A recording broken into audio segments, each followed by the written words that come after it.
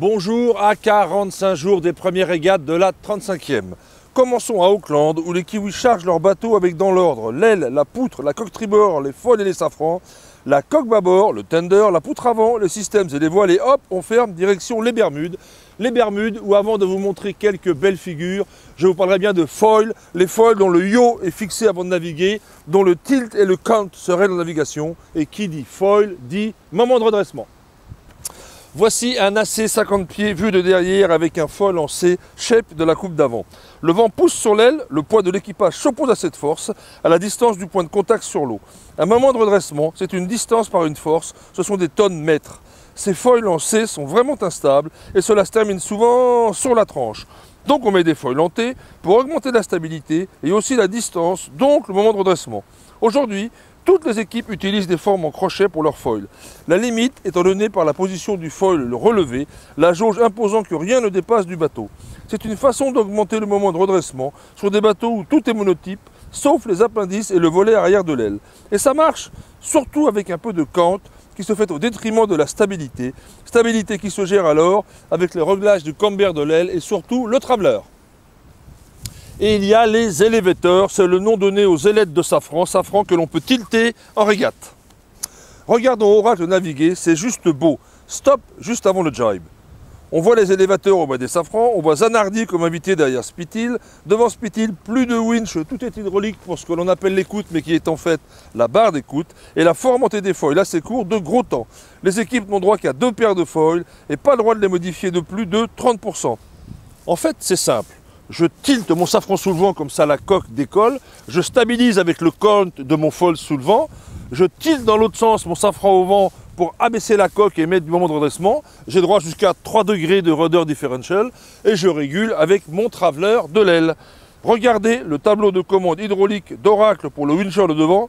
Oups, ce n'est finalement peut-être pas aussi simple.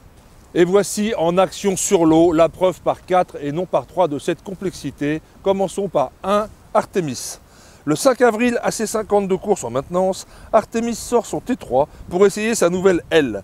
Pour simuler un moment de redressement aussi élevé que sur les AC50, ils sont un de plus à bord et jouent du rudder differential au-delà des 3 degrés autorisés par la jauge, car ils ne sont pas en régate, tant et si bien que la poutre arrière en torsion maxi casse, poutre arrière fabriquée chez Corbuilders en Nouvelle-Zélande, et que bateau face au vent arrêté, la poutre avant casse aussi et l'aile tombe. En 2, Oracle. Le 6 avril, Oracle monte fort lors d'une holofée audacieuse et se récupère limite sous les yeux des Suédois pour y aller carrément 2 jours plus tard sous l'autre amure. Regardez la taille des élévateurs de safran et celle des foils de petit temps. Vu de l'intérieur, Spitil sent le bateau plonger au moment de son abatté et pour éviter de s'encire et de tout casser, il l'offre en grand, aile choquée et pose le bateau doucement sur l'eau. C'est juste bien joué. En 3, les Français de Groupama. Le 10 avril, dans la brise du premier jour de la 3e session, lors d'un foiling tag parfaitement réussi, les Français perdent un équipier en sortie de virement, plouf. Regardez à nouveau, en vous focalisant sur le bateau à droite de l'écran, la manœuvre est superbe, les nouveaux foils fonctionnent bien. En 4, les Japonais. Le 11 avril, lors de la 3e session d'entraînement par 15 nœuds de vent, les Japonais s'emportent dans leur split à la porte sous le vent contre Oracle pour finir leur empannage à l'enroulé, assis sur la bouée, sans dommage ni pour elles, ni pour eux. Conclusion de cette 3e session d'entraînement en opposition en 3 points. Premier point, Artemis a tout gagné pendant ces 3 jours de médium fort. On les voit ici très rapides sur le nez, avec les 3 degrés maxi de rudder differential et le cant du foil à fond sur l'extérieur. Le deuxième est ce que nous ne savons pas, ce qu'Oracle met au point en sortant le soir après 18 h.